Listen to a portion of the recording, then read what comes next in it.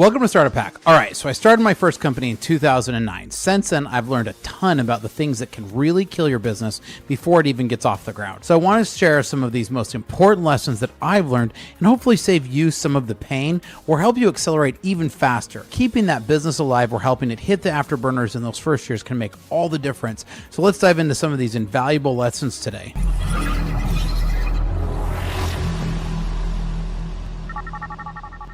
Welcome back to Startup Hack. I'm Spencer Thomason. Here at Startup Hack, we love to train software developers in our licensed coding boot camps and build custom software solutions for companies. With a decade of executive leadership as a fractional CTO and business owner and 25 years in software development, I've mastered transforming tech teams and products. All right, so let's talk about some of the things that every entrepreneur or business owner needs to hear. Things you have to know when owning your own company or trying to get one off the ground. So whether you're just starting out or you've been in the game for a little while, these points that I'm going to give you today are going to save you some time, some money, and hopefully a whole lot of headaches. So let's dig into some of these today, but I want to really help you out. And one of the best things you can do for me is to leave a comment down below and hit like and subscribe, because that's the best compliment you get to me, is just even saying hello. Now, one of the very first things is you want to focus on systems, not just goals. Goals are great, but I see people who are starting a business listing out a whole bunch of goals before they even really know what business they're doing. So you got to build systems to get you there, right? Build processes that scale as your company grows. Automate repetitive tasks to free up your time. I think one of the biggest success that I've had is every business I've started has always been with technical co-founders or by myself, who's very technical. So I automate everything. Rather than hire things, I automate it. And I think this has really paid off dividends. Now, there's a balance here, because sometimes you can spend so long trying to automate something that you could have just, spent maybe 10 hours a week on. But so it's a balance here, and there's more art to science here. And that really goes in next to the team building, right? I really think remote work is where it's at, right? But it does have a different style that takes to build and manage a remote team.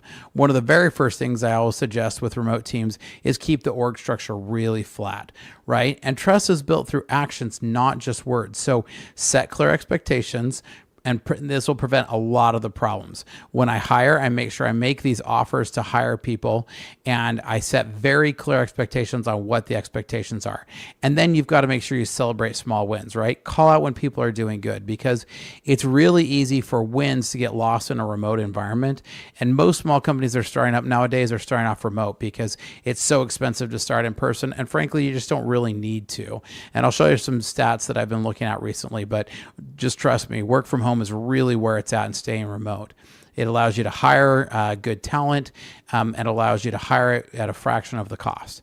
Now, product development is really important, and users rarely tell you exactly what you need to know. Testing in production is actually going to teach you more than perfect plans. And I know a lot of people are going to disagree with this. A lot of people who think you really have to have a perfected feature to get it to production. But I'm a big firm believer that you get it to production and then you learn. You don't believe me? How many years was Gmail in beta? Gmail sat in beta for, I believe it was 6 years, and had millions and millions of users before they took the beta sticker off, right? So I'm a big believer in testing in productions. Now, feature creep will kill your product more than bad code. I really believe that. Bugs and stuff can happen. You can survive a lot of that, but feature creep to take an exorbitant amount of time to get stuff out will kill you faster. So the speed of iteration beats perfection. And I always tell my teams, better, not perfect. Done is better than perfect. And so you get something, you get it out, you get it into the customer's hands, get that feedback, and get it translated back to the next feature, and iterate. Iterate quickly. Not every feature request deserves attention. And so backlog is your friend. You can take something, you can show somebody, you got the story, you put it in the backlog, you wait for it, right? So this is the next part that I'm going to go to, and because this is really the big thing, is finance. Revenue solves most problems, right? When revenue's coming in, there's a lot of other problems that it can solve. So if you're picking between something that is either a really noisy customer, but it's not going to produce a lot of money, or something that's going to buy you more customers and bring in more revenue, pick the revenue one every single time. Understand your numbers and dig at those numbers. Cash flow is king and profit is next, right? Keep fixed costs low as long as possible. Be careful of every dollar that goes out. Now, you want to be careful on that, because if you can make a strategic hire or a strategic purchase that's going to accelerate your business or free you up to do more, to go get more revenue, then don't be afraid to spend that cash if it's going to bring you back to driving more revenue. So your pricing strategy is going to be a whole lot different thing. And we could make a whole video about how to price strategy stuff. And frankly, I don't know that I'm the best at this. So most startups die from overspending, not under earning. Now, if your company is managing different systems and you're having a hard time connecting, I was just working with a client the other day who told me that their Zapier bill was almost $20,000 in 1 month. Man, reach out to us because my team can help you get systems connected for a fraction of that cost. We can help you connect your systems so that your business can continue to grow and work like a well-oiled machine. So check out startuphack.com/Spencer. Or just leave me a comment down below and I'll hit you up, right? So that goes to the next one. Hire slow, fire fast, right? The wrong hire can cost you more than just money. It can tank morale. It can burn a hole through your company. It literally becomes a cancer. If you are wondering if you should fire somebody, the answer is most likely yes. If you're thinking about that, it's time to let that person go. So take your time to find the people who align with your vision because they're going to stay through the bumpy times. If someone isn't working out, don't drag it out. Rip the Band-Aid off. It's best for everybody. They can move on to a new job. You can move on and continue to build your company. A bad fit is like a bug in your code. You want to fix it before it crashes the whole system. And no, your cousin's friends who knows computers is not always the best hire. So I'm very, very cautious to work with family or with friends. Now, document absolutely everything. If it's not written down, it doesn't exist. Processes, policies, and even those quick fixes need to be documented. This is part of the reason I really like Kanban and stories, and I'm constantly telling my developers, document into the story. Great systems like Azure DevOps or some of the, or a lot of Jira or some of these other systems that you use to use user stories and build Kanban boards can be great documentation places and make sure your code is linked to them. This can save you time when you're onboarding new team members. It also protects you if things go sideways. So think of it like commenting your code. Future you will thank you, okay?